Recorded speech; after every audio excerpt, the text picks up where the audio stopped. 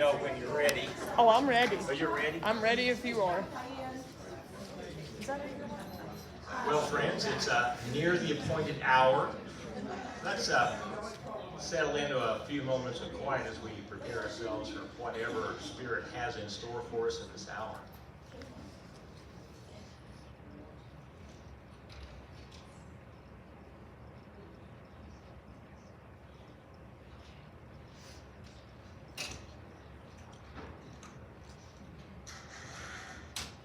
Thank you. Well, it's good to be inside. Fortunately, I only live 2 blocks that way. I biked over, and it was a little chilly. But, not as chilly. Are you wearing socks, Max? Are you kidding? It's got to get cold before I wear socks. How many of you milked cows in unheated barns growing up? Okay. I will not get into thermodynamics in the story Elwood Parker once told me about Garnus Purdum. And would you rather milk a black cow or a white cow on a cold day? What was the answer that got you out to practice early, Elwood? Black. Yeah. Soaks up the heat. But yeah, it's got to get cold before I put on socks. Growing up in Indiana, in unheated bedrooms upstairs. How many of you grew up in unheated bedrooms? There's that register that supposedly allowed heat up from downstairs, but was only good for listening into conversations downstairs. In unheated barns, hearing cows comment to themselves, "Here comes old Icy Fingers with his pail." So, but anyway, looks like there's going to be a warm-up in coming days, so looking forward to that. The assigned task today, given the recent Martin Luther King Jr. Day, is to look at Quakers and the Civil Rights Movement with kind of a focus on Bayard Rustin. How many of you saw the movie when it was shown here? So hope you can chime in when we get to the Q&A and other times during this hour when you have experience or knowledge or know of some things that could add to our understanding of both that movement and Bayard Rustin and the Quaker connection, and especially the focus on local connections with all of that. But I want to put it all in context by beginning with some background of Quakers and race, Quakers and their response to slavery, segregation, things like that. As you probably know, some of you may have read the book Fit for Freedom, Not for Friendship. Any of you recognize that book?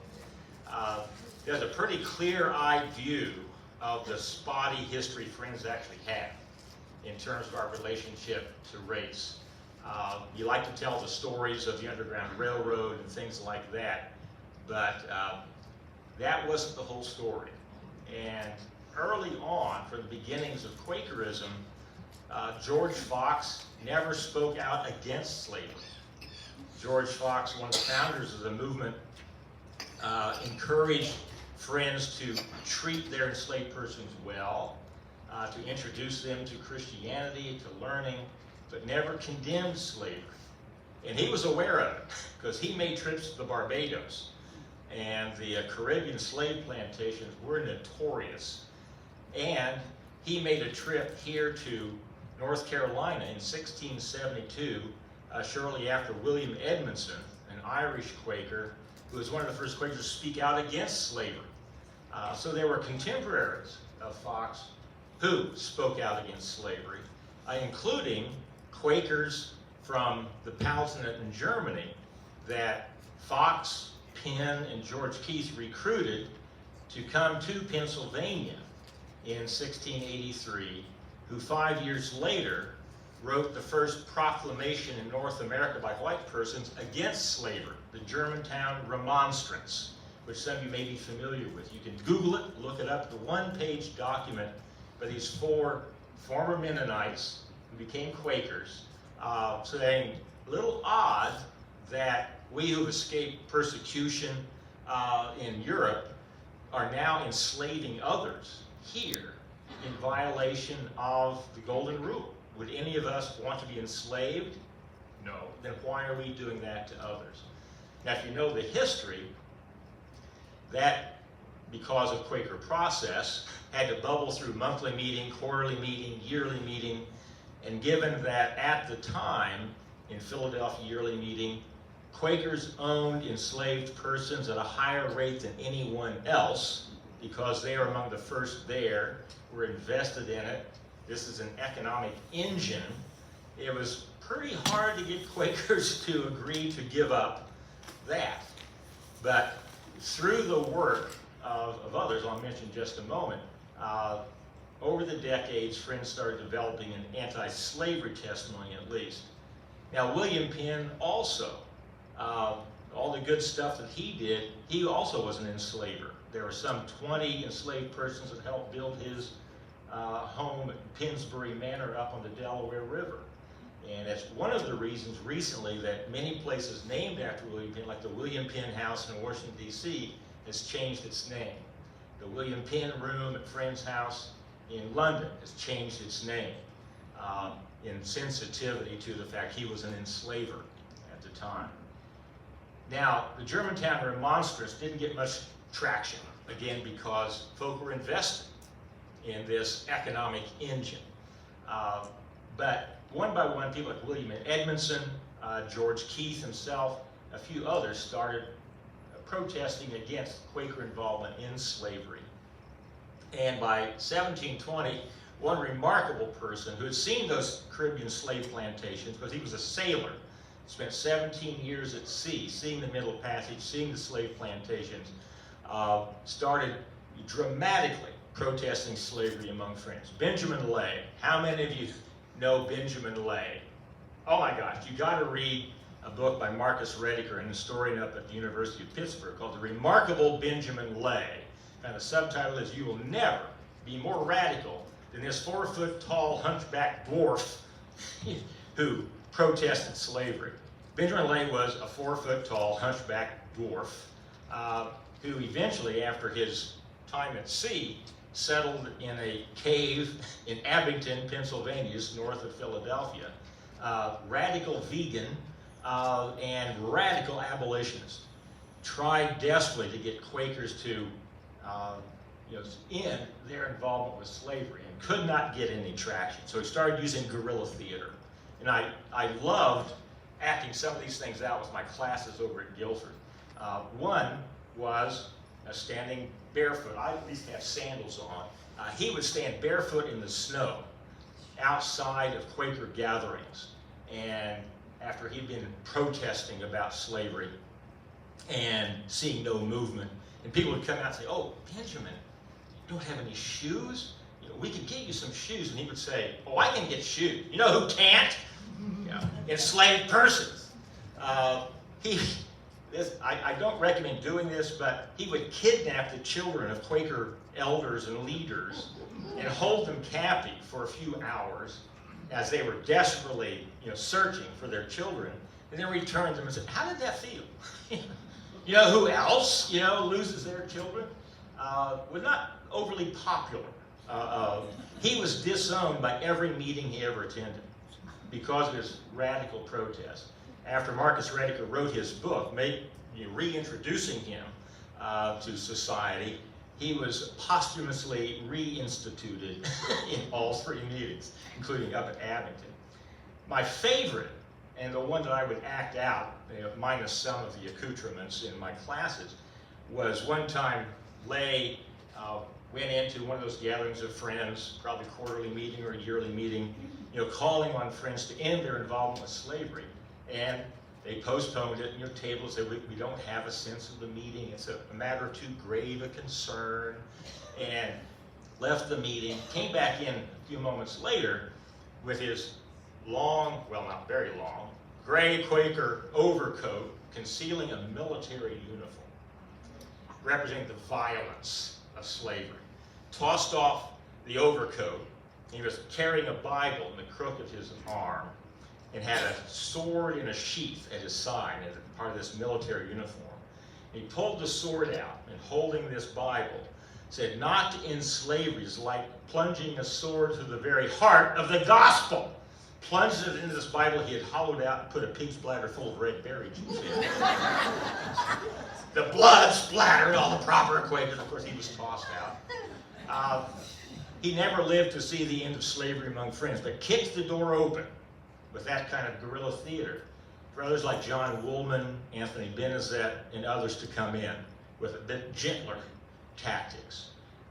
One of my favorite, you all know about John Woolman and his work against slavery, his own walking all the way down here from New Jersey to confront Quaker slave owners in the plantation area of eastern North Carolina. But Anthony Benezet is not as well known. But he, as a refugee from religious persecution in France, he was born into a Huguenot family in 1713 in France. And after the Edict of Nantes, the toleration of Protestants was revoked in 1715, his family had to flee France. He wound up becoming a Quaker, established the first school for Negroes in Pennsylvania in the 1730s. One of his students was Richard Allen, who went on to establish the African Methodist Episcopal Church, and wrote in essays and even books about the natural state of people in Africa as a means of countering the argument that enslaving these poor savages in Africa is a way to save them, to bring them over, Christianize them. We're doing them a favor. And he actually did amateur anthropological research about natives in Africa to say, you know, they're okay. And a problem with slavery, and that argument is, once they've been Christianized, how come you're still enslaving them? I mean, it was a brilliant, brilliant response. And that got picked up by the Wesleys, John and Charles Wesley, who used Benezet's writings to influence the anti-slavery movement in England, which succeeded by 1808 with Wilberforce and others. It's argued by historians that the transatlantic, North Atlantic at least, abolitionist movement would not have existed without the work of Anthony Benezet. And with all of that, eventually by 1778, you have Quakers adopting an anti-slavery testimony. First Philadelphia Yearly Meeting in 1776, interestingly enough, 2 years later here in North Carolina. Interesting decision friends then had to make. Do we end our involvement with slavery, this economic benefit? Do we go underground like some did in eastern North Carolina and hold on to their enslaved persons but accept disownment? But given that Quaker disownment isn't the same as Amish shunning, they could continue to attend meeting. They just couldn't go to business meeting, which is kind of an advantage for some people, I think. Or do you leave friends, join another denomination that allows slavery? There's interesting history locally about that. The Armfield family. Many of you know, any of you Armfields, descended from Armfields? The Armfields, a major Quaker family here in Guilford County, part of that family left friends sometime in the 1780s, 1790s. Some are buried in a Methodist church down in Pleasant Garden. Others are buried elsewhere. But John Armfield, the son of a branch of the Armfields who left Quakerism, and we don't know whether it was because they wanted to maintain their involvement with slavery or because they chose to fight in 1781 in the Battle of New Garden or Guilford Courthouse. But for whatever reason, that branch of the Armfields wound up Episcopalian. And John Armfield of that group wound up as a partner with his uncle, heads of Franklin and Armfield, the largest slave dealers in American history. And John Armfield became fabulously wealthy, and here I don't want to step on too many Episcopalian toes or graduates of the University of the South, but he endowed the University of the South with the earnings that he made in trading in human beings. One of my favorite things this fall was Guilford's football team played the University of the South at the Armfield Athletic Center and beat them. The Armfield Athletic Center was named after the Quaker Armfields, who did give up their involvement with slavery. So there's a little of that history just in terms of slavery, and we all know the story of the Underground Railroad, Quaker involvement with that. 1819, Vestal and Alethea Coffin become aware of a kidnapped free black by the name of John Demery, whom they intercede for, shoo away the kidnappers, and get him on the road to Richmond, Indiana, free state. The first known activity here in Guilford County, perhaps in North Carolina, of what became known as the Underground Railroad. John Demery, the first passenger, Vestal and Alethea Coffin as the first conductors, and then into the history of Levi and Catherine Coffin and Vina Curry and that whole history of Underground Railroad activity. But what isn't widely known is that that was representative of a minority of Quakers at the time. The majority of Quakers were gradualists. They believed that in God's own time, this institution of slavery would wither away, but we shouldn't get involved in illegal activity, dangerous activity, and it caused a separation, in fact, in Indiana Yearly Meeting, 1843-44, when Levi Coffin and some of his abolitionist Quaker companions were advocating for Quakers joining anti-slavery societies, working with other Christians and other folk, even like Unitarians and Presbyterians and Free Methodists and Wesleyans and other abolitionists in ending slavery. But that was in violation of a firmly held Quaker testimony at the time of not mixing and mingling with the world's people. And there might be violence attended to these meetings. At the time, the clerk of Indiana Yearly Meeting was Levi Coffin's first cousin, Elijah Coffin, who had taught with Levi in the little New Garden School over in where the graveyard is now.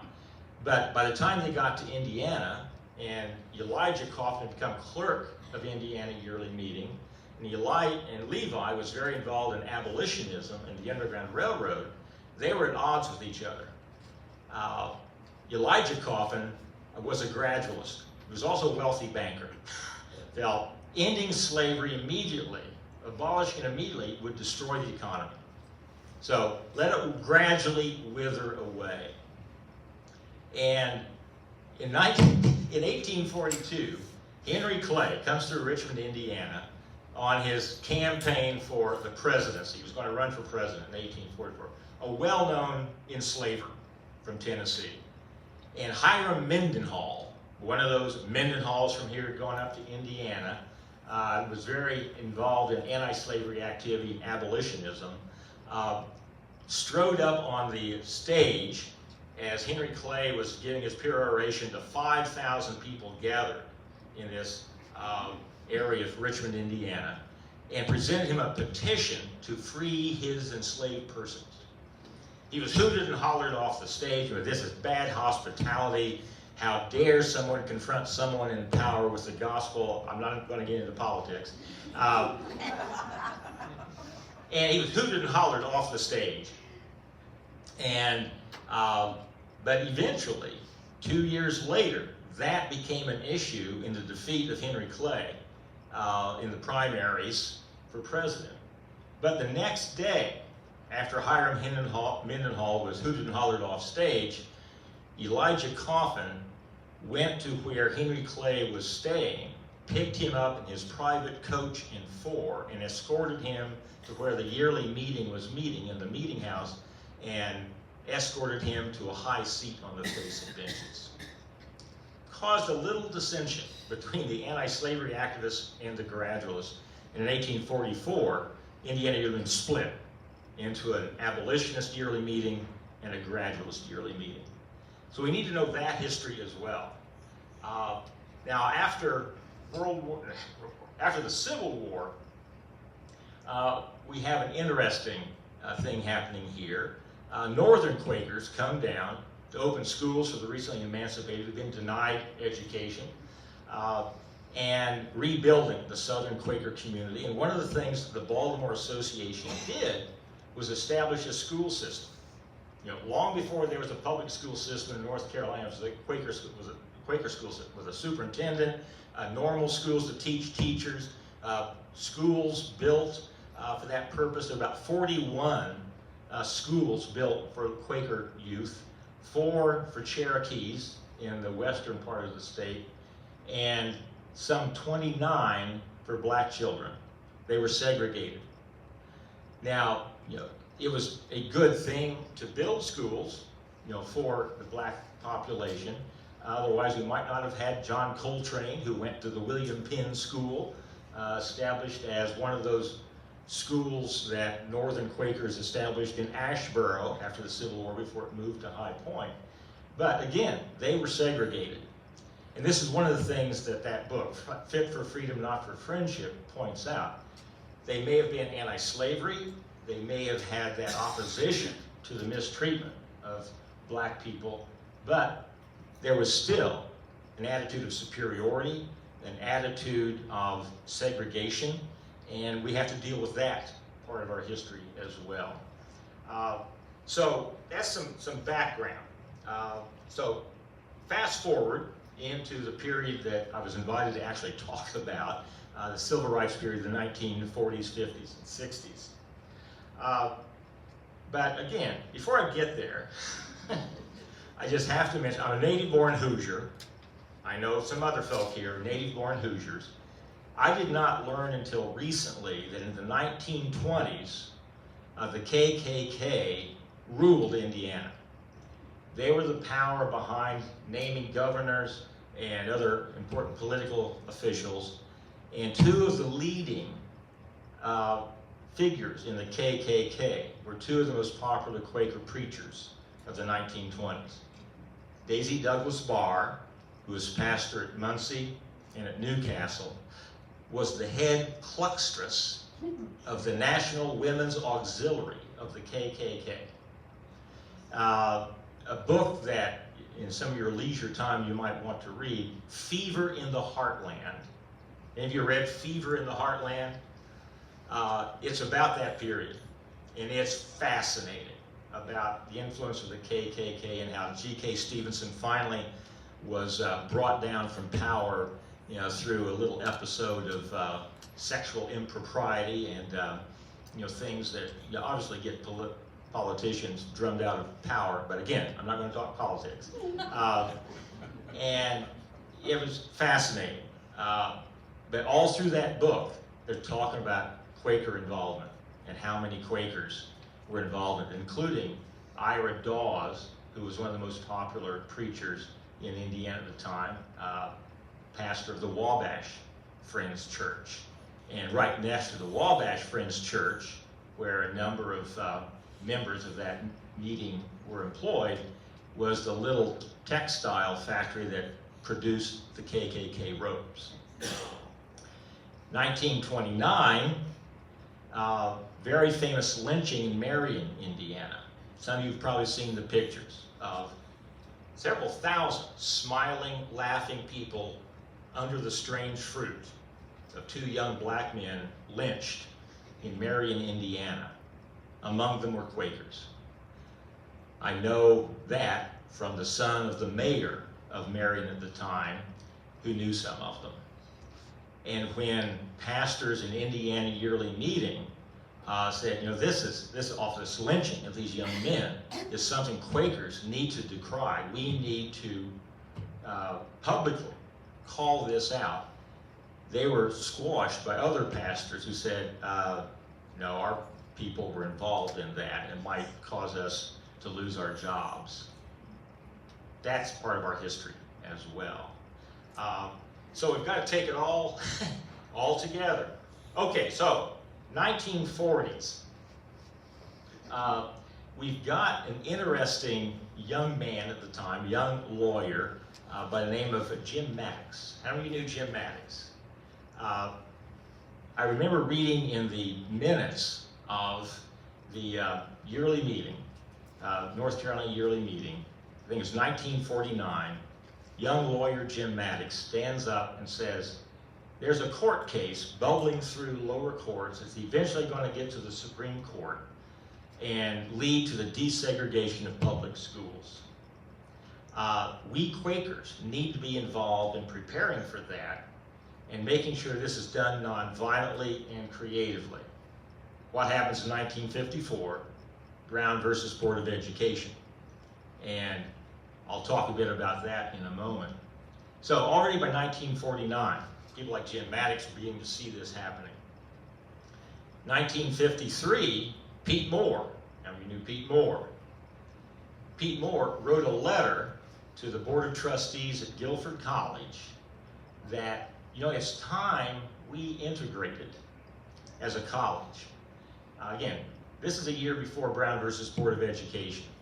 Well, the board, was, made up of conservative, white, Quaker businessmen who said, not only could this, harm enrollments, this is not good. And the chair of the board at the time was the mayor of Greensboro and the chair of the Board of Trustees at North Carolina A&T and of Guilford College. So the whole separate but equal, also a slum landlord. So the board was not going to do this, but Friends continued their activity, trying to integrate at least the public schools. In 1954, gave them an opportunity, that Supreme Court ruling. And I know there are people in this room who know this history far better than I do, because there's some 36 members of the Quaker community here in New Garden, Guilford College, the wider community, wrote a letter to the Board of Education in Guilford County saying, if you integrate according to the law, we'll support you. Signed their names, and that letter showed up in the paper. And it was on. It was on. I remember hearing from Joe Poole. Now, correct me if I'm wrong, but I remember, I think, hearing you say that night there were armed people circling your house because your parents signed that letter. And the announcement was a banner headline in the News and Record, but there were several people, and I know my father told mother and my brother and me to go down in the basement because he could see that some of them had rifles, and so we did. And so I don't know what he said, but he recognized several people that he knew. One was a dentist. Anyway, it happened. Yeah, so Joe said, yeah, it happened. She and Jim probably were encouraged to go down to the basement because they saw that some of these people were armed and that her father, Algie, knew and recognized some of them, a dentist, others. It reminds me of a story that Theresa Meacham, Logie Meacham's mother, once told me that two robed Klansmen showed up at their front door over in Woodyside because their boys with some other young black children had been playing around a white community, and they appeared at the door and said, we don't want your children playing around our house anymore. And Theresa said her husband, they were robed, recognized the shoes and recognized that one of them was the fire chief of the town of Guilford College. I'm not going to mention the name, lest one of you be descended from them, but there's a street through Quaker Acres named after him. And Theresa's husband said, you get out of here, Mr. So-and-so. Also, in the 1920s, speaking of the Klan, Luther Raleigh, I think is his name, had a broom factory over in Dolly Madison, over in the Persimmon Grove community. And very flourishing broom business, employing, some of the black members of that community. KKK got very envious of it, burned it down. This was in the 1920s, he built it back, and it was still going in the 1960s. When it closed, all that equipment went down to the Greensboro Historical Museum. You can still see the the equipment down there. So, there's some Klan activity around here. But again, these 36 folks signed that letter. There was dynamite that went off. There was a cross burned, I think, in front of the Gertrude Judd Upperman's house. And folk who didn't work for Guilford College or employed by friends lost their jobs. One of the ones that I know of was Carl Mackey, who's buried over at New Garden. Any of you do business at the Friendly Tire Shop, Firestone Tire? That was the Mackey Furniture Store. He signed that letter, lost all his customers, had to move out of town. It's now a tire store. So that was on. But again, Quakers continued to work, and with the help of the American Friends Service Committee in 1955, down comes Eleanor Roosevelt. Any of you remember Eleanor Roosevelt? None of my students know this stuff. And spoke at the old New Garden Meeting House, now New Garden Hall on campus. Any of you there? Were any of you there? And some steamy June night, I think it was, 1955, and as she's speaking to an intentionally integrated audience of blacks and whites sitting together on the main floor, described by the local media as a promiscuous mingling of the races. Boom went off. Do you remember hearing it? It rattled the windows, shook the building. She paused in the middle of her talk. They weren't quite sure what happened, but later on they found out that dynamite had been placed at the iconic Revolutionary Oak in the graveyard that had sheltered fallen soldiers in the Battle of New Garden, March 15, 1781. And damaged it so much that it didn't come down immediately. It was a massive, massive tree, but it came down in a storm about 4 years later. Of course, being good Quakers, they turned it into furniture. There's furniture all through this community at the meeting house made out of that tree. And just recently, because we still have stacks of the wood, Jim Hood turned some of it into a mantelpiece for the new coffee shop on campus. So if you ever go to the coffee shop at Guilford, touch that mantelpiece, you're touching that piece of history. And 1492, when they counted the rings, they dated back, it was sprouted in 1492.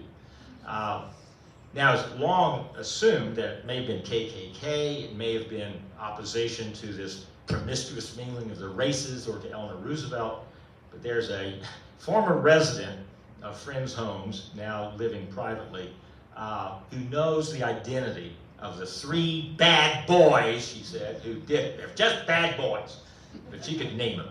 But anyway, they're long since gone, and I won't name them because there may be descendants of these bad boys here. Trying to tread lightly. 2 years later, through the continuing work, American Friends Service Committee training and these folk, they succeeded in recruiting a single black woman to integrate Greensboro Senior High School, now Grimsley High School, Josephine Boyd Bradley. Bravely attended her senior year at what's now Grimsley, integrating it. So they continued with persistence, but at quite a cost in response and activity.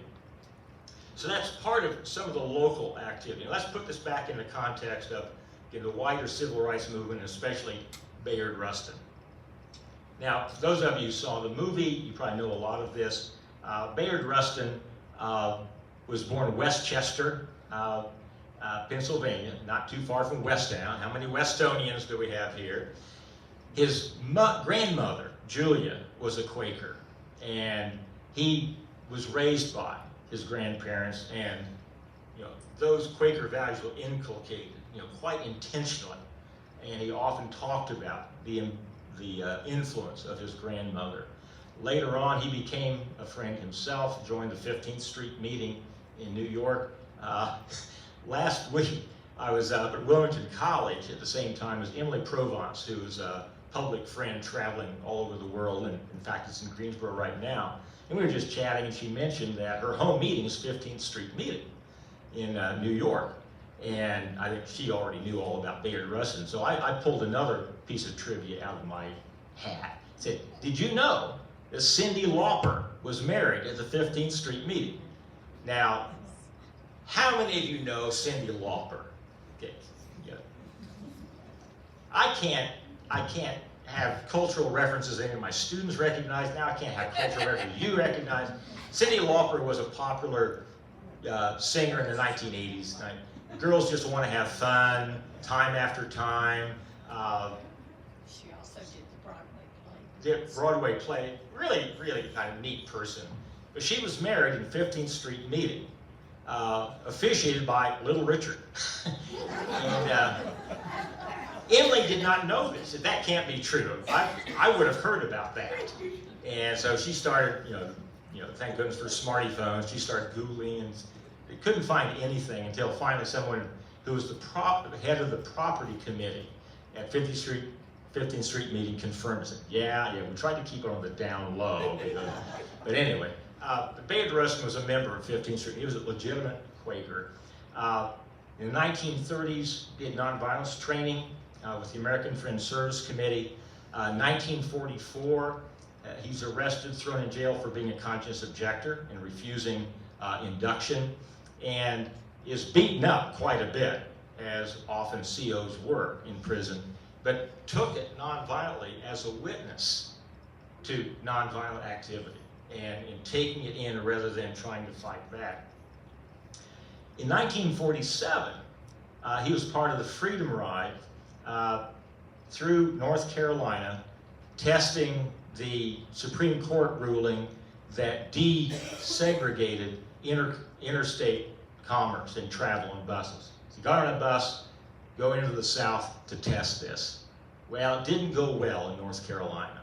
Around Chapel Hill, he and others were pulled off the bus, beaten. He was put on the chain gang for about a month. The worst treatment he got was here in North Carolina. But again, persisting with his nonviolent understanding. 1948, Rustin took a trip to India, very shortly after Gandhi's assassination, but learned about Gandhian nonviolence. And 1953, again, this is probably part of that movie, was arrested for homosexual activity. He was open about his gay activity, and that got him fired from the AFSC, where he was working at the time. And I know the person who fired him, Louis Hoskins. Brenda probably knows him. He worked at Earlham College in international studies. But given the culture of the 1950s, the AFSC could not have an openly gay person on the staff. So he was fired, once he was arrested.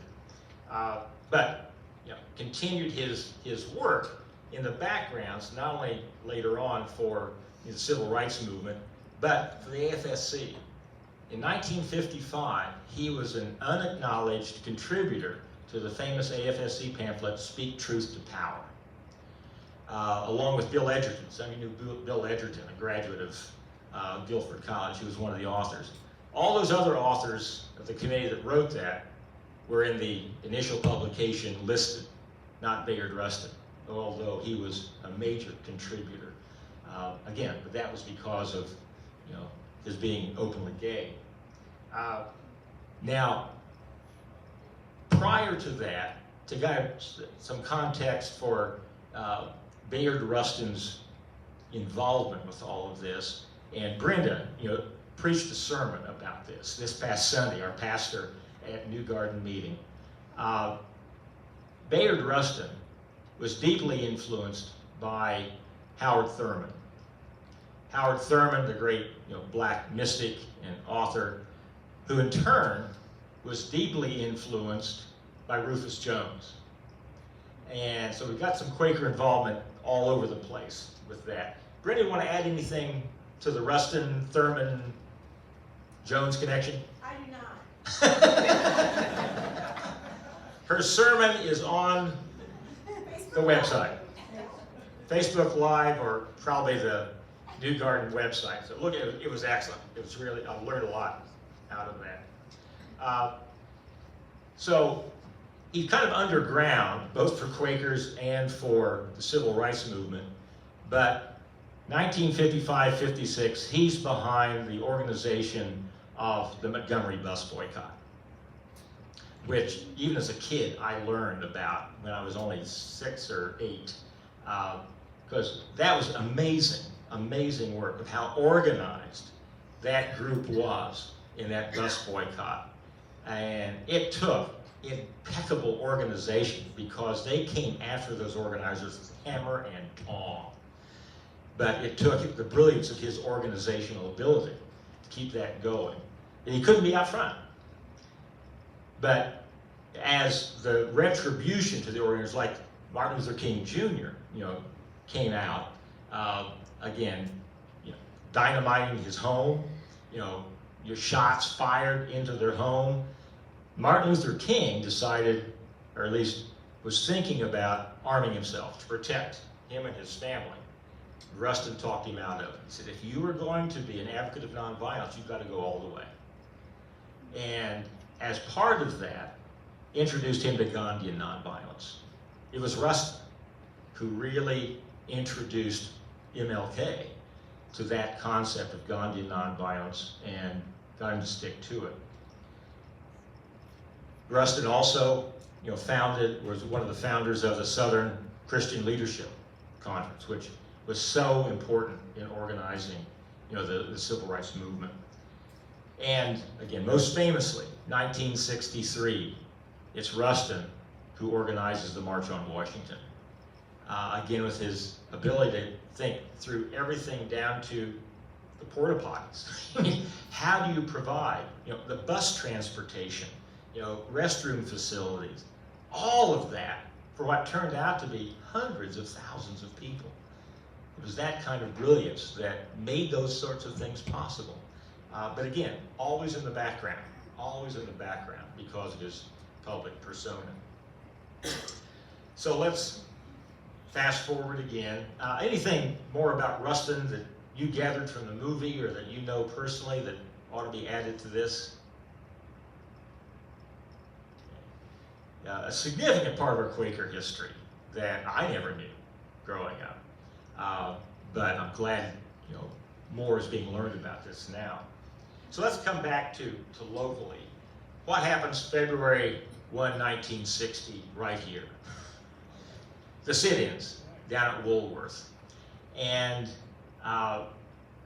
because Gary Dent is in our very presence, I want to talk about this young woman. Susan Kenoyer, later Dent. She was a freshman at Guilford College from up north, one of those Yankees. And the administration at Guilford College was telling students, you don't go down there. We don't want you involved in this. And what does Susan do? With her roommate, heads on down there. Did she share much with you, Gary, about that? I just know she was down there. Yeah, she was down there. And a few other students defied the administration and went down there. Guess who went down there with his mortgage papers in case he had to bail out students who might be imprisoned? Pete Moore. Took his mortgage papers down there knowing that some of the students had defied the administration and might be arrested. Again, one of those signers of that letter with Lucretia. Now, we've talked about the March on Washington.